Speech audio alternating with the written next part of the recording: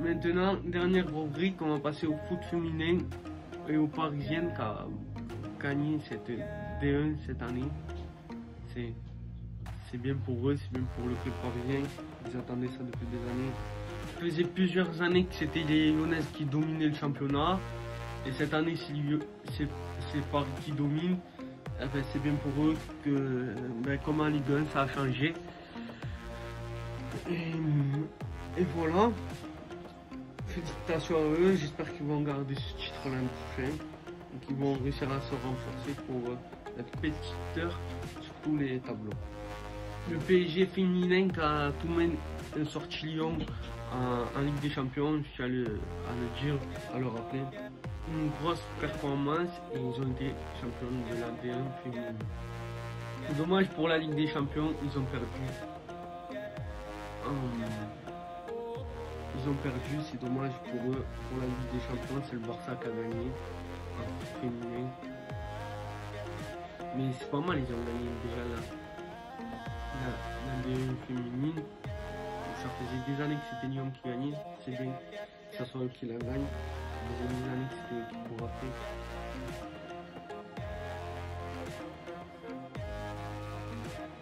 Dernière rubrique, finale de Copa América.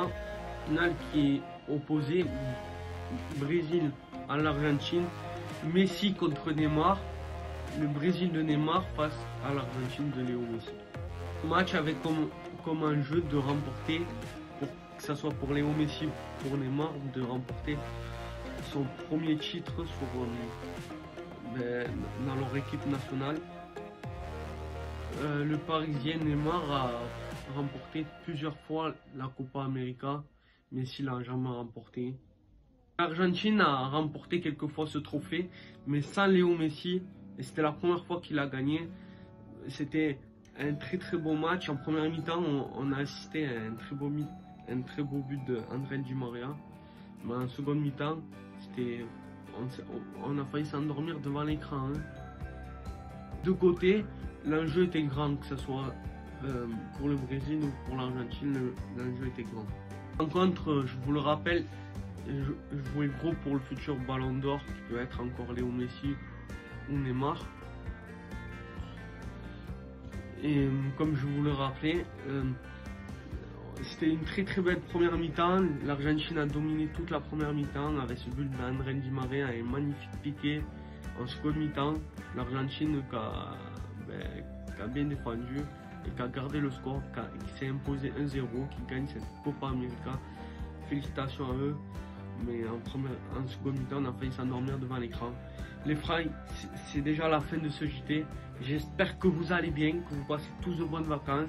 On l'a vu, j'ai oublié d'en parler. Marseille qui est actif sur le marché des transferts. Paris qui est, si on le veut ou pas, qui est à fond sur le marché des transferts. Et on se retrouvera pour une prochaine vidéo. Je compte sur vous pour la partager, pour la liker. Et j'espère que vous allez bien les Fry.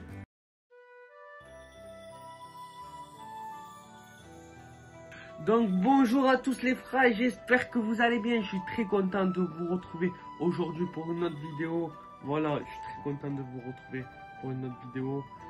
Aujourd'hui, je vais vous parler des Jeux Olympiques. Si t'as pas le temps de regarder les Jeux Olympiques de Rio, parce que tu travailles, t'es en vacances, t'es occupé avec les enfants ou avec tes potes, regarde mes vidéos le soir et abonne-toi si c'est pas déjà fait et partage mes vidéos. Voilà, je vais te parler des Jeux Olympiques pendant tout ce mois-ci et pendant quelques semaines. Donc j'espère que vous allez bien et que vous passez de bonnes vacances. On va commencer en parlant du foot masculin. On a la Corée du Sud qui gagne face au Mexique. Face au Mexique 6-3 face au Mexique. C'est une belle prestation pour eux. C'est bien. Après, on a le Japon qui s'est imposé au tir au but 4-3. Le Japon qui s'est imposé au tir au but 4-3. L'Espagne qui s'est imposée face à la Côte d'Ivoire 5-2, c'est bien pour eux. C'est bien pour l'Espagne et c'est bien pour l'équipe qui s'est imposée. On le sait, c'est toujours bien de commencer une compétition en gagnant. Comme ça, on commence la compétition sur des chapeaux de roue. Maintenant, on va passer au classement des Jeux Olympiques. La Chine qui est première, le Japon deuxième, les États-Unis troisième et la France qui est huitième